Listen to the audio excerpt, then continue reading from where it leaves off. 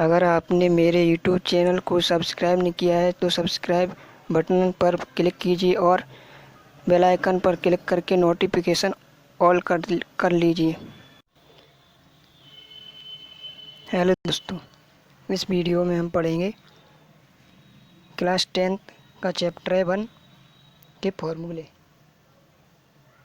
कक्षा 10 के chapter number 1 के फॉर्मूले पढ़ेंगे और याद करें किस तरह से। तो चलते हैं।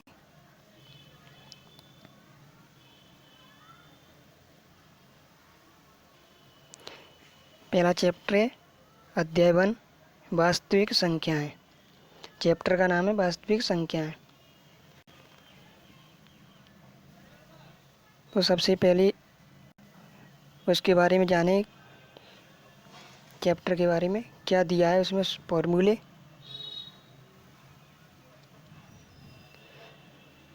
ये दिया है मुख्य अवधारणाएं और परिणाम। पहला पॉइंट है यूक्लिडीय विभाजन प्रमेय का। दो धनात्मक पूर्णांक a और b दिए रहने पर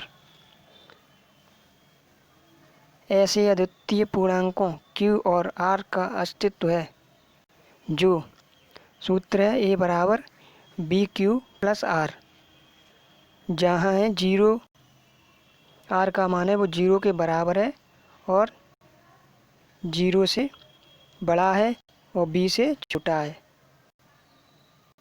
r का मान को संतुष्ट करते हैं। दूसरा पॉइंट है, ये पहला सूत्र है a बराबर bq प्लस r, यूक्लिड विभाजन प्रमेय का सूत्र है। दूसरा पॉइंट है दो धनात्मक पूर्णांकों यानी मान लीजिए c और d, जिसमें c बड़ा है d से, का एचसीएफ प्राप्त करने के लिए यूक्लिड की विभाजन एल्गोरिथ्म किस तरह से हल करते हैं इस विधि से सवाल को। तो सबसे पहला चरण है चरण 1। चरण 1 में क्या करेंगे, सबसे पहले ऐसी पूर्ण संख्याएं q और r प्राप्त करने के लिए c बराबर dq plus r, 0 is less than बराबर r is less than d हो। c बराबर dq प्लस r, जहाँ जी r का मान है यहाँ 0 के बराबर भी है और 0 से बड़ा है तथा d से छोटा है हो, c और d पर यूक्लिडीय विभाजन प्रमेय का अनुप्रयोग कीजिए। पहले प्रयोग में यूक्लिड विभाजन प्रमेय का अनुप्रयोग करना है। दूसरा चरण है चरण 2।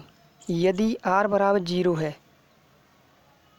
तो c और d का एचसीएफ संख्या d है। यदि r का मान 0 आ जाता है तब c और d का एचसीएफ निकलेगा, वो है d। यदि r है जहाँ r not equal to 0, r का मान है 0 के बराबर नहीं होगा, तब है तो d और r परस्पर विभाजन प्रमेय का अनुप्रयोग कीजिए।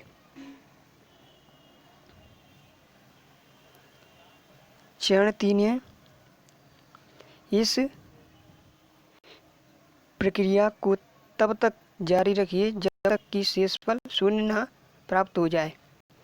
इस प्रक्रिया को तब तक सॉल्व करते हैं जब तक शेषफल शून्य न आ जाए। शून्य आ जाता है तभी एचसीएफ का मान निकलता है। इस स्तर पर भाजक की वांछित एचसीएफ होगा। जो भाजक बचेगा लास्ट में वही एचसीएफ होगा। अगला पॉइंट है अंकगणित की आधारभूत प्रमेय। दूसरी प्रमेय का है अंकगणित की आधारभूत प्रमेय। प्रत्येक भाज्य संख्या को प्रत्येक भाज्य संख्या को अभाज्यों के गुणनफल के रूप में व्यक्त किया जा सकता है। जो प्रत्येक भाज्य संख्या है उसको अभाज्य गुणनफल के रूप में व्यक्त कर सकते हैं तथा व्यंजक गुणनफल अभाज्य गुणनखंडों के आने के क्रमों पर ध्यान न देते हुए अद्वितीय होता है। जैसे मान लीजिए कि p एक अभाज्य संख्या है। यदि p a स्क्वायर को विभाजित करता है तो p a को भी विभाजित करता है। यदि p a स्क्वायर को विभाजित कर सकता है तो p a को भी विभाजित करेगा। जहाँ a एक धनात्मक जहाँ एक धनात्मक पूर्णांक है। अगला पॉइंट है √2, √3, √5। ये कैसी संख्या है? अपरिमेय संख्या है। अगला पॉइंट है एक परिमेय और एक अपरिमेय संख्या का योग या अंतर। एक परिमेय और एक अपरिमेय संख्या का योग यानी जोड़, अंतर यानी घटाना एक अपरिमेय संख्या होती है। अगला पॉइंट है एक शून्येतर परिमेय संख्या और एक अपरिमेय संख्या का गुणनफल या भागफल एक अपरिमेय संख्या होता है। एक शून्य परिमेय संख्या और एक अपरिमेय संख्या का गुणनफल या भागफल एक अपरिमेय संख्या होती है।